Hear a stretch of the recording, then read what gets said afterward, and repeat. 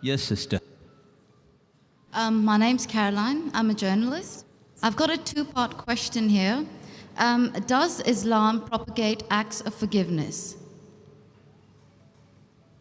Yes or no? Does Islam propagate acts of forgiveness? Just ask the question, does Islam propagate acts of forgiveness? Of course, yes.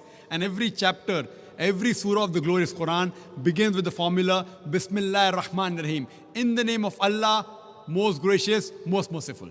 So why does it... Yes, sister. Second part of the question. And the second part of the question is, why does it Yes, no permit? Why does Islam permit honor killings? Honor killing. Yes. What do you mean by honor killing, sister? Honor killing, the right to avenge your brother's blood in the name of Allah. It might be out of context, but I just need to know if Just there's ask an the answer question to that- this. If I get you mean honor killing means if someone kills any human being to take revenge. Yes. That's what you mean. Yes, because I've read a few books, and a lot of the times people have said that they are allowed to kill their brother or to kill somebody else because their brother has been killed by another human being. This was also a very good question. That if Islam propagates act of forgiveness, why does it permit honor killing? Why does it permit? That's a very good question. Sister, if you analyze this mention in the Quran, in Surah Baqarah, chapter number 2, verse number 178, the had penalty, the punishment of death, on the basis of qisas.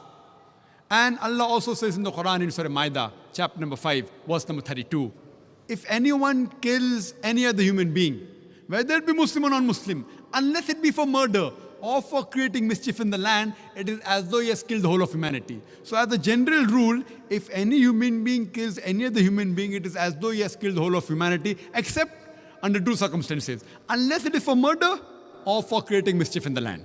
Now, there are two exceptions where Islam gives permission where you can kill any other human being. Number one is, if that person has committed murder, which comes in your scope of question, honor killing.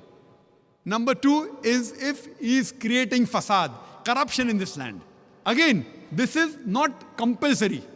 If someone kills someone, it's not compulsory he has to be killed. Islam also says that if the relatives of the person who has been killed, if they take blood money, if they forgive the killer, that person who has killed can be forgiven. But under normal circumstances, if he's killed someone and if I want death on that, because for death, again the punishment is death. Like as it's mentioned earlier in the early scriptures, even in the Bible, an eye for an eye and a tooth for a tooth. It keeps on continuing. Here what we realize, that suppose I know of a human being who's killing other people, innocent human being. If I don't kill him, he will keep on killing other human beings. So that law is not only in Islam, it's the law of most of the countries. That if homicide is done, if someone has murdered someone, in many countries, he should be put to death or there's life imprisonment. Even in Islam, that if he's killed someone, if required, he can be killed. But the relatives of the person even can forgive the person, if they want. If they want, they can forgive the murderer. But if they want that he should be put to death, then he'll be put to death. And the second case where a person can be killed is if he's causing corruption in the land. For example, if someone is committing rape. Now rape is nothing but causing corruption in the land. So in this case, that person should be put to death. Because the sin is so heinous. It is such a big crime that there is no other punishment but death penalty. And I've asked this to many non-Muslims, that God forbid, if someone rapes your mother, and if you are made the judge, and if the rapist is brought in front of you, what punishment will you give him? And 100% of the non-Muslims, they told me that we will put him to death. Some went to the extreme of saying we will torture him to death. So why these double standards? You know, in America, which happens to be one of the most advanced countries in the world, according to the FBI statistics, in 1990, every day on average, 1,756 cases of rape took place. According to 1996 statistics, US Department of Justice, every day 2,713 cases of rape took place. 1990, 1,756.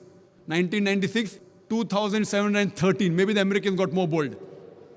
That means every 32 seconds, one rape is taking place in America. We are here in this auditorium for the past about 3 hours. Already more than 300 rapes may have taken place in America. So Islam has a system of hijab, which I mentioned in my talk. That when a man looks at a woman, he should lower the gaze. The woman should follow the Islamic hijab, which I mentioned earlier. After that, if any man commits rape, he gets capital punishment. Even the American law says that 7 years rigorous imprisonment for a rapist, but most of the time he's let free. So when you ask even a non-Muslim, what punishment will you give? 100% say we'll put him to death. There was one American who was a smart aleck.